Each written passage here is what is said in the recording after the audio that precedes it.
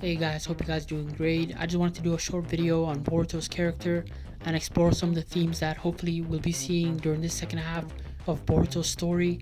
In my personal opinion, I believe during this second half of Boruto's story, it'll be a story of someone rising from the ashes, a story of someone, going from zero to hero, and a story of someone overcoming the obstacles and the trials and the tribulations, and eventually Boruto, getting back his name, his family, his history, and having that happy ending with the Uzumaki family, with Kawaki included, all in one house again.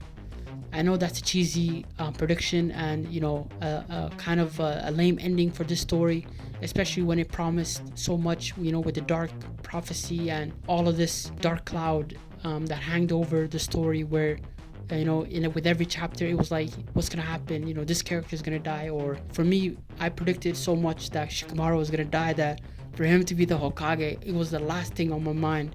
And so I believe there's gonna be a lot of twists and turns along the way, but we're still gonna get that happy ending, because I think what the theme Kishimoto is trying to go with here is Boruto, walking in Kawaki's shoes and understanding what it feels like to be an outsider. And it's not just Kawaki, because if you think about it, Kawaki is playing, or he symbolizes Naruto story. And what I mean by that is, in Naruto, you had Naruto be the Jinchuriki and the discrimination and all that hardship that he faced.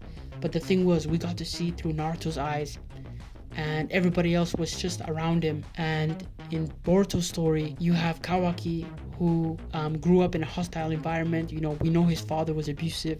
Then he goes to Jigen, another abuser, and all of that trauma eventually created a Kawaki who's insecure and somebody who's full of fear. We don't need to go back and look at Kawaki's actions, because we all know what he's done. And I know that it's twisted, but at the same time, there's a reason why Kawaki is who he is.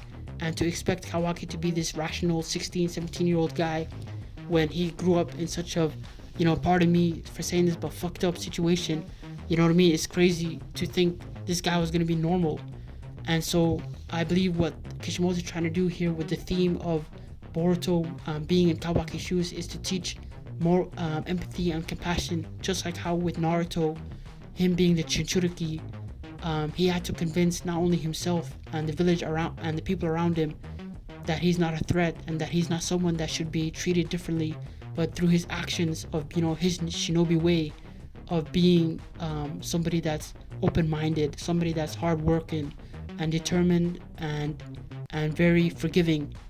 Like for example, to symbolize what Naruto was about, him during his first ninja mission and meeting Zabuza, and him shedding tears for Zabuza, that kind of symbolized what shinobi Naruto was going to be, and how he was going to change not only himself, his village, but the ninja world itself.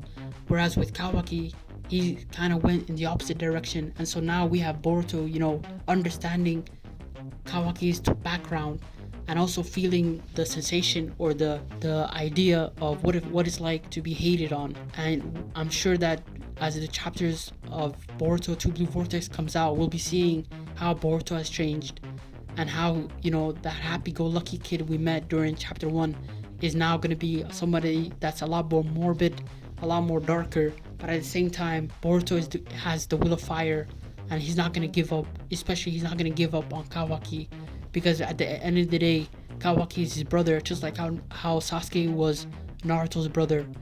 And I know it's a cheesy ending, and I know that as a fan, as an audience, we all want to see something different.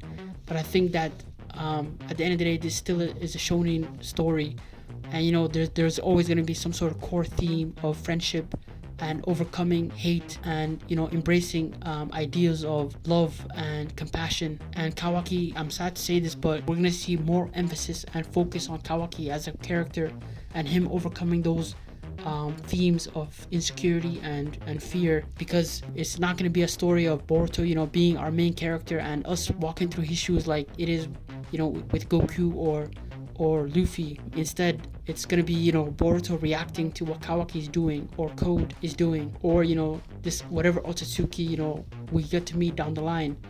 And so in conclusion, I believe the theme we'll be seeing during the second half of this story is a theme of empathy and compassion, a themes of Boruto trying to bring his family, Kawaki included, back together again. And the reason why I don't mention Himawari as much is because in chapter 1 we already saw Himawari have empathy for Boruto, because in her mind she remembers Kawaki being that kind person, because in her mind, and I'm hoping the manga confirms the Kawaki and Himawari arc was canon, and so she's had adventures with Kawaki during the anime. So hopefully the manga confirms those arcs are canon, because it will expand on her relationship with Kawaki, or in her mind Boruto, and that she has every reason to feel empathy and compassion for Boruto, even though in her mind and everyone is telling her that Boruto is responsible for her parents'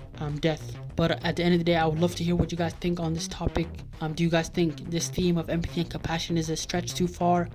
Are you guys disappointed if it does happen? Do you think Kawaki is going to be still around at the end of Boruto? Please share your thoughts and opinions. Leave a like and subscribe, and enjoy the rest of your day.